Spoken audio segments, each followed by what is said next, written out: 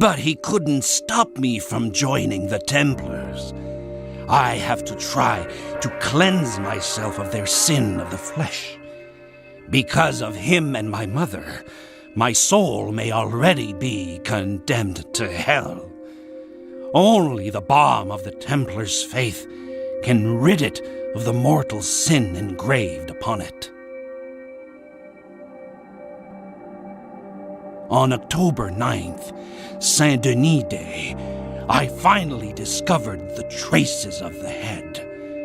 Blessed by Saint Denis, he who smiles down on me in all his beatitude to help me leave my soul. Yes, Saint Denis is smiling on me. The head purifies me. As God is my witness, I, Simon le Bel, in this year of our Lord, 1305, shall enter the body of Pierre le Bel de Clemency tomorrow, June 24th, and shall retrieve what is mine by divine right. In this new body, purified of my soul and of my parents' carnal sin, death will no longer hold any mystery for me. The head of Baphomet has finally revealed all of its secrets. Victory! I would shout this divine miracle from the rooftops if I did not fear the unbelievers and their stake. I am in a new, younger, stronger body, and it is God's will. How else can I explain Adeline's appearance at my bedside? Blessed and cursed! God gave me a new body, but Adeline, my angel, who took care of this new body, is forbidden to me. It would seem she is the daughter of that idiot, Pierre. That's to say, my own daughter at present.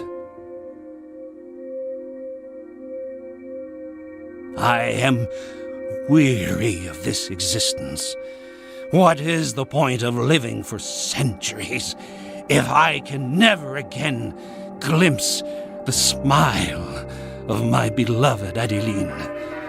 Ah, Adeline, you who are forbidden to me, will I ever see your sweet face again? I would gladly exchange these solitary centuries to see your face, your eyes, once more. She has returned. She is once more of this world, and so close to me. She visited Kaufner today. It really was her.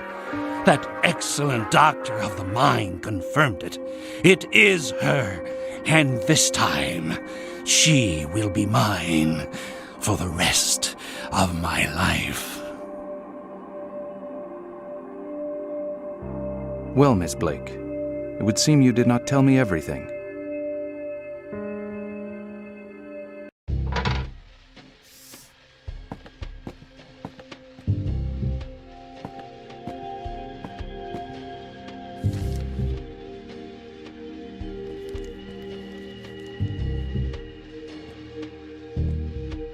Right, that's all I needed. Blake's been abducted and the kidnapper takes himself for a Dialpe. And naturally he wants the head in exchange. As if I knew where it was.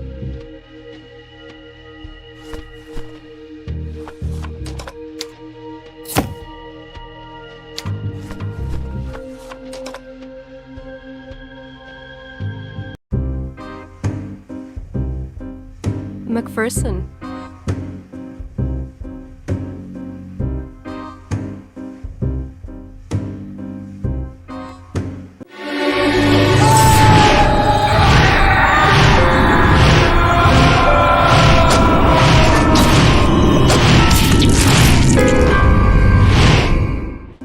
Max, something awful's happened. Hulot is dead. He's been murdered.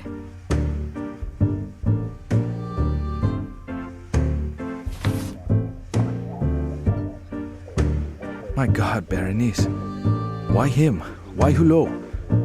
When did this happen? And you, baby, are you okay? The cops discovered his body at sunrise, but he may have been dead for a couple of days. I have no idea. No idea. It's awful. Hulot was not supposed to die. He could not die. He was the last person to see the whites alive. The police. Did the police tell you how it happened? I don't know how to describe it. It is so sordid. His head, Mac, his head was cut off. His body was hanging on the front of the car. His head was sitting on the hood like a figurehead. Worst of all, in his mouth. The police found a coin in his mouth. Berenice, Hulot is dead. We have to be careful too. Was it the police who told you? They have a suspect. They're already holding Helouin. The pigs? They're all the same. The investigation is taking its course, miss. Like hell. Everything I know I got from my contacts. Berenice, we have to get to the bottom of this before everyone else dies. Do you know who is heading the inquiry?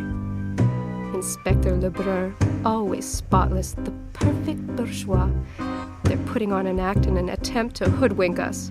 In fact, Mac, they haven't got anything to go on. Hulot, you, me, Helouin, for them we're all nobodies. It's up to us to unravel this.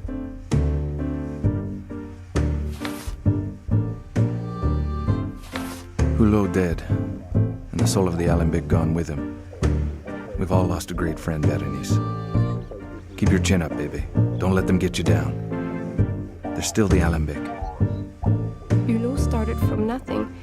He worked as a construction worker on the metro before becoming a very important patron of the arts. You know, a big shot.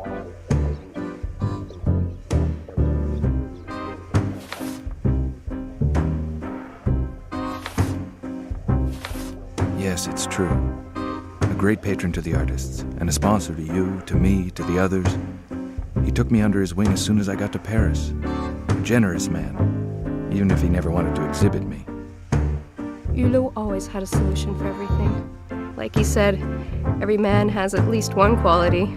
There were those he exhibited, and then there were the others. A real little hive of activity behind Hulot. Painters, sculptors, writers, intellectuals. In any case, Mac, nobody in Paris knows anything about art, but they all want a picture on their walls. And they're willing to pay a small fortune.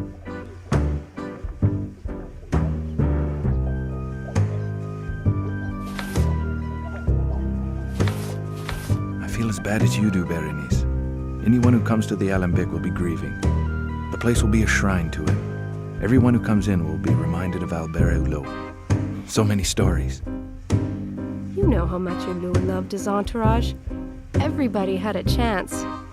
The Alembic was his masterpiece. Take this fresco, for example.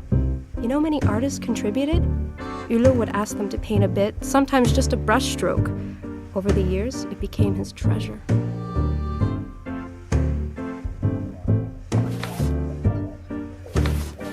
It's true. That fresco is rather special. Did he tell you what it is meant to represent? He used to sit and stare at the fresco at night. Honestly, Mac, it kept the secrets of his soul.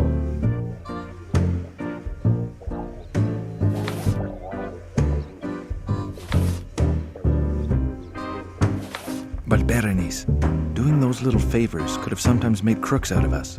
Everyone knew Albert was a fence. Hulot saw himself as the Robin Hood of the art world. He got money out of the rich for the art of the poor. He may have been a fence, but he had ideas.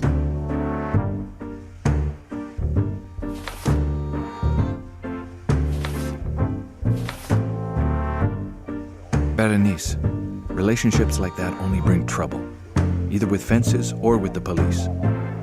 Of course, Mac. I worked for Hulot. We all have to live, you know. And sculpture doesn't exactly pay a girl's rent. You say you've copied works of art for Hulot? Has he commissioned any work recently? Strangely enough, yes. The day you came to the Alembic, the first time, I gave him a copy of a grotesque bust. My God. Berenice, the bust. The bust you sculpted for Hulot. Did it look like what you see in the sketch? It is exactly the same. Hulot asked me to make a copy. I gave it to him the night you came. Mac, I'm scared. What's going on?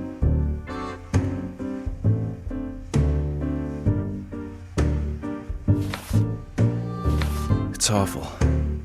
I have to find this head before there are any more deaths. Even your life is at risk, Berenice. The killer is after this head. Don't you see, baby? I have to find out how Hulot got his hands on this accursed object. I have no idea who gave the head to Hulot.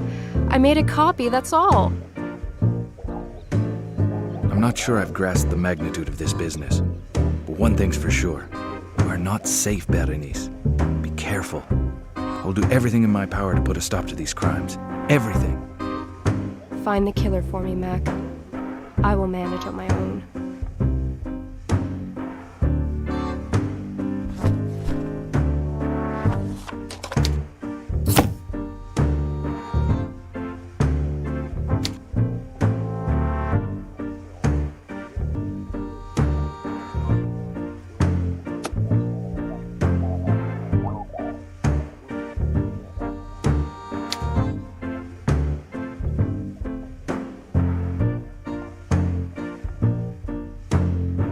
Hulot, what was the secret you had hidden right under our noses all the time?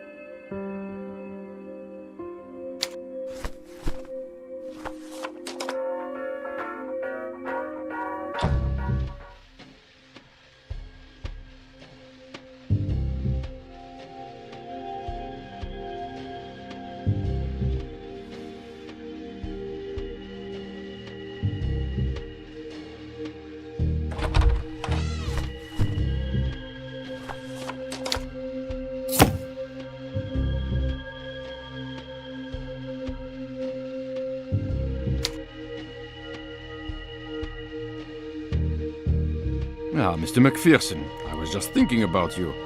Good to see you again. Have you brought me any more culprits?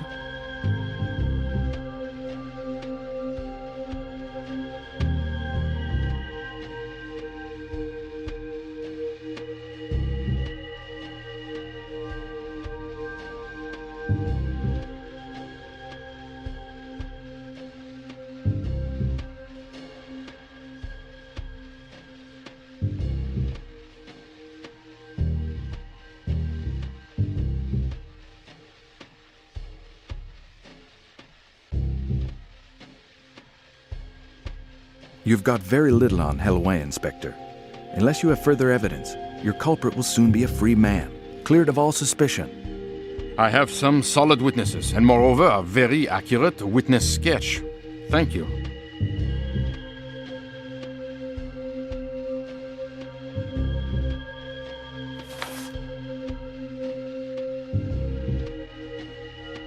We've been barking up the wrong tree from the start, Inspector. The Whites never were the Whites. The Whites were not the Whites? McPherson, what are you talking about?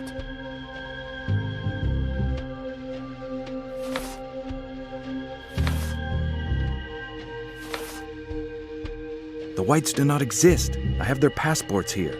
They are American citizens. They did not arrive in Paris a few days ago. They got here over a month ago. You want to know what name they used? Johnson, Inspector. All right. Let's suppose they were using pseudonyms. Could you tell me why?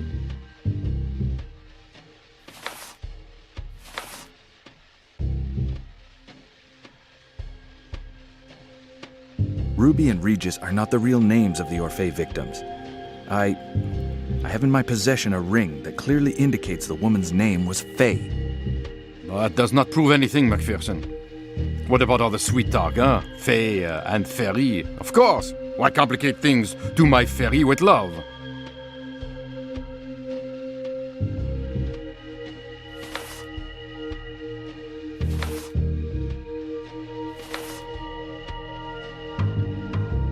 A letter. A letter signed Sophia Blake confirms that they were hired to commit a robbery. The letter is addressed to Faye and Jerome Johnson, Inspector. Thieves? What did they steal then, McPherson? We did not find anything in their room, and moreover, no one has brought up charges. Explain that.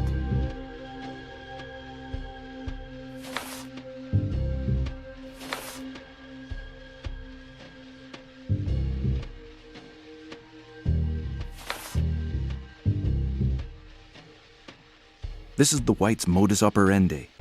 They move to Paris under an assumed name, Eaton. They steal an object, the head of Baphomet. Then they seek refuge at the Orphée under a new identity, the Whites. And they make their delivery. This object, the head of Baphomet, is it valuable?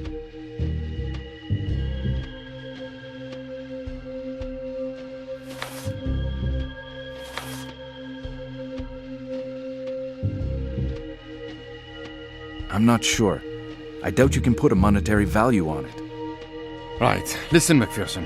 I will check all this out. If you find anything else, come and see me again.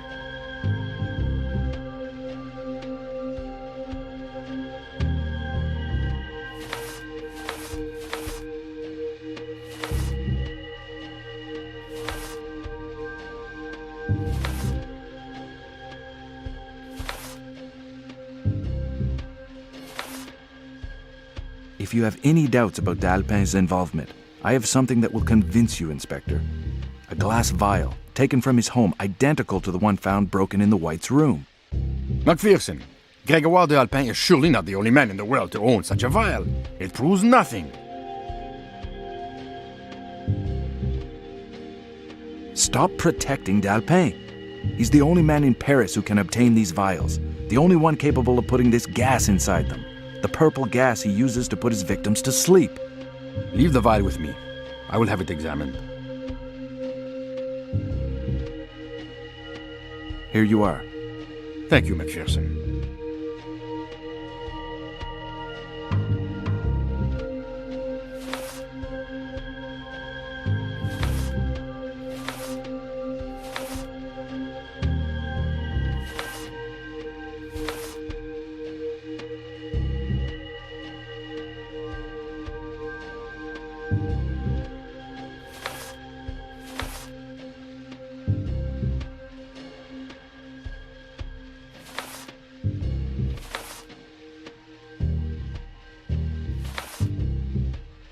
Inspector Lebrun, what I have shown you is irrefutable proof of Elouin's innocence. I found the knife used to cut off the victims' heads. The murder weapon must be a knife of extreme precision, medical precision, with an incredibly sharp blade. Show me what you have, McPherson. This is the murder weapon, just as I found it at Grégoire d'Alpin's home.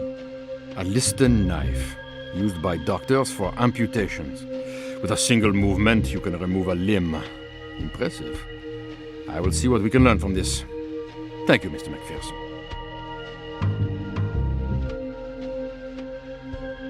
D'Alpin. D'Alpin is dead. He's been dead for over a week. What are you talking about? If anything happens to Mr. D'Alpin, I assure you heads will roll.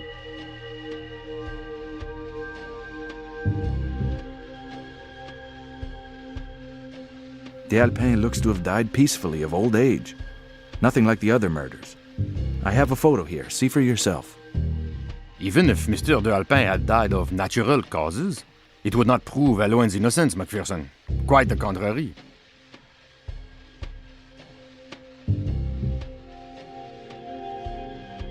If D'Alpin has been dead for over a week, he couldn't have hired Elouin to investigate. Do you not see, Inspector? Somebody else hired Elouin. And I suppose you're going to tell me who this mysterious person is, Mr. McPherson.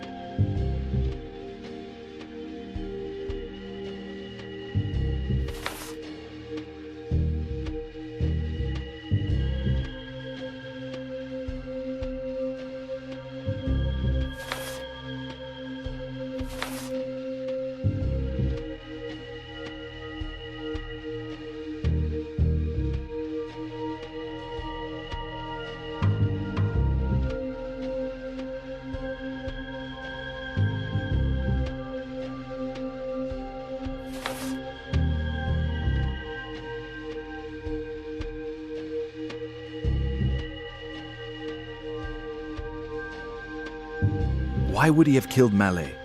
He knew they would have been seen together in broad daylight at the cafe. Elouin is not that stupid. Mallet was the one who linked Elouin to the White's murder. An embarrassing witness. If he had not been behind bars, other witnesses would have been eliminated. Maybe even you, Mr. McPherson.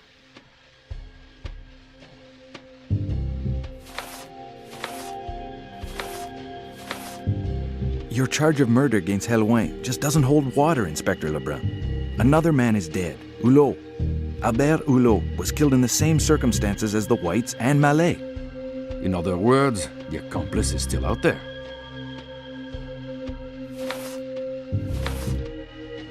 But Inspector, Elouin and Hulot never met. He had no motive for killing him. Elouin had never met the Whites, but he killed them nonetheless. Albert Hulot was probably another embarrassing witness.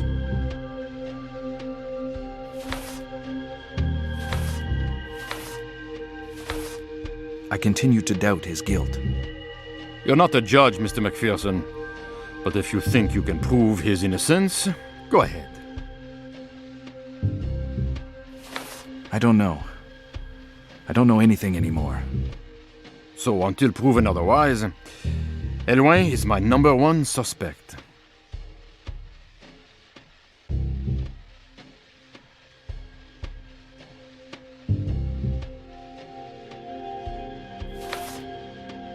I hope these clues will enable us to prove that Elouin is innocent.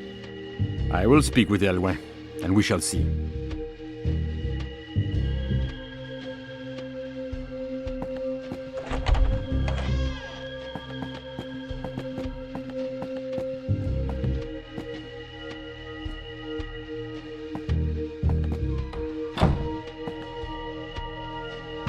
If I understand correctly, the Whites were not the Whites, but the Eatons, who are in fact the Johnsons. A couple of professional con artists hired to retrieve a relic at the Alpins by Sophia Blake. Also your employer, Mr. McPherson. Yet according to this note, Sophia Blake is currently being held hostage by Mr. D'Alpin. Would it be the same D'Alpin we see dead in these photos? Do you understand anything? It's just that... That is to say that you and me are going to have a little chat to set this story straight from the beginning. Lebrun, aren't you tired of making people believe this story? The evidence is there, on the table. Sir, I advise you to go back to your paintbrushes and leave the authorities to do their job. Now, if you will excuse us... May I retrieve my documents?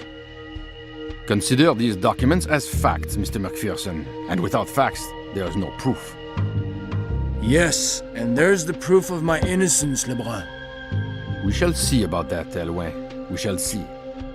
Mr. McPherson, goodbye. Poor Elouin. I did what I could for him. The only thing I've got left now is my conscience. Me, Blake, and my conscience.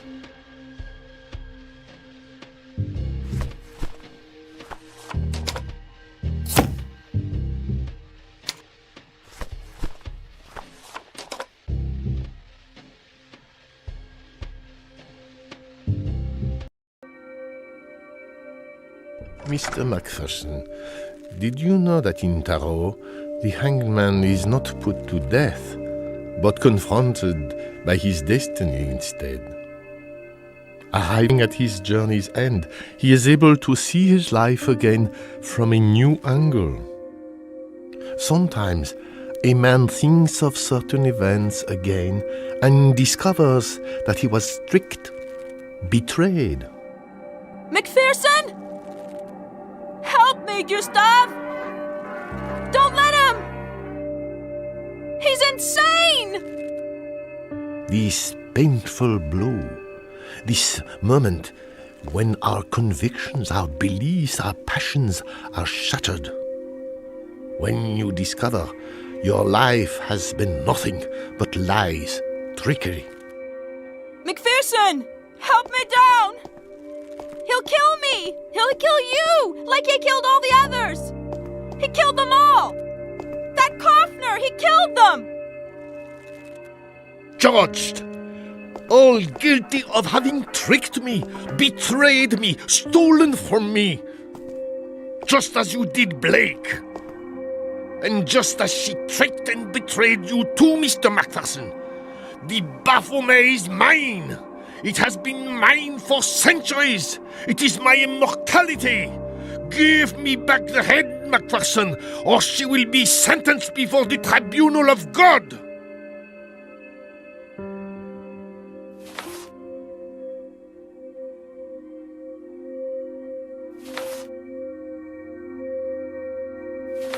D'Alpin, you turned to crime, whereas you had the opportunity to live in peace forever. Their death is fair payment for their treachery.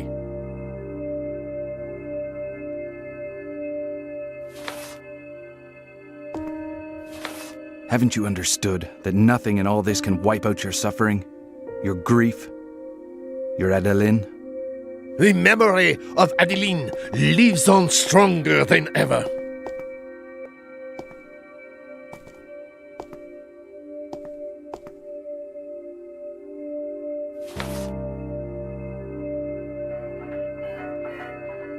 Her memory.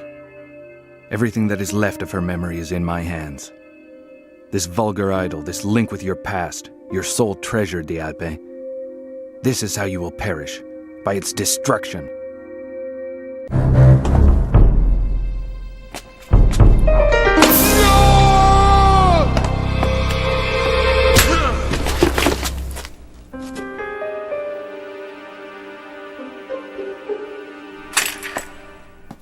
Hey! Don't forget me! No. You'll get my bill within the next few days. And the police should be turning up any moment.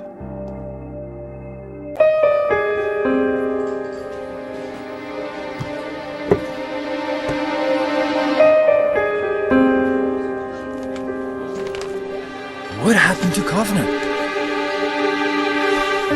What do you think? The cops carted him off, and he's rotting in jail now. What some people will do for power. Yes, some people would do anything for power and money, but not us.